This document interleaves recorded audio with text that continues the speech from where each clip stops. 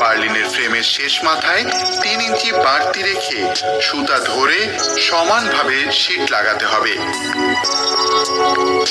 পাশাপাশি Anwar cement sheet বসানোর সময় 4 মিলিমিটার শীটের ক্ষেত্রে 2টি ঢেউ লেপিং করে বসাতে হবে এবং 6 মিলিমিটার শীটের ক্ষেত্রে 1টি ঢেউ লেপিং করে বসাতে হয়।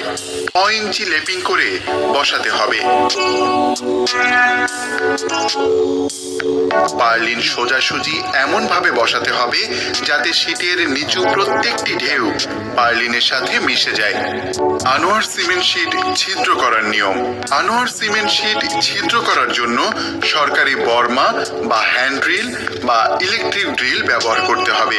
হাতুড়ি দিয়ে পেরেক বা বেনার মাধ্যমে ছিদ্র করা যাবে না।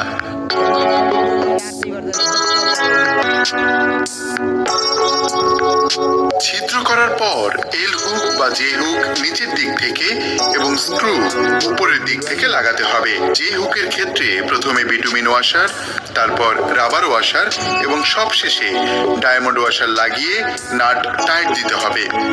আর স্ক্রুর ক্ষেত্রে প্রথমে ডায়মন্ড ওয়াশার, তারপর রাবার ওয়াশার এবং সবশেষে বিটুমিন ওয়াশার স্ক্রুর মধ্যে প্রবেশ করে তারপর স্ক্রু লাগাতে হবে। স্ক্রু বা জে হুক বা এল হুক পুরোপুরি টাইট দেওয়ার পর এক প্যাঁচ খুলে দিতে হবে। সিমেন্ট শীটের জয়েন্টে রুফিং হুক বা স্ক্রু লাগানো যাবে না।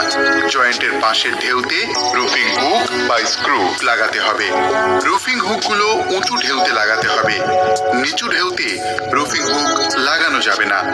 আনোয়ার সিমেন্টের ঘরের চালা অন্যান্য সাধারণ ঘরের তুলনায় পাশে একটু খাড়া বেশি করতে হবে, অর্থাৎ ঢালু একটু বেশি রাখতে হবে যাতে বৃষ্টির পানি, গাছের পাতা ও ময়লা আবর্জনা সহজেই পড়ে যেতে পারে।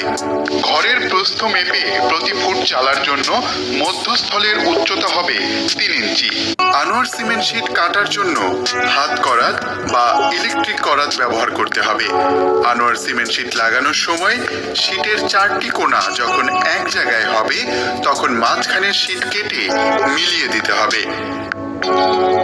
6 মিলিমিটার শীটের ক্ষেত্রে লম্বালম্বি 6 ইঞ্চি এবং পাশে 3 ইঞ্চি কেটে মিলিয়ে দিতে হবে এবং 4 মিলিমিটার শীটের ক্ষেত্রে লম্বালম্বি 6 ইঞ্চি এবং পাশে 6 ইঞ্চি কেটে মিলিয়ে দিতে হবে।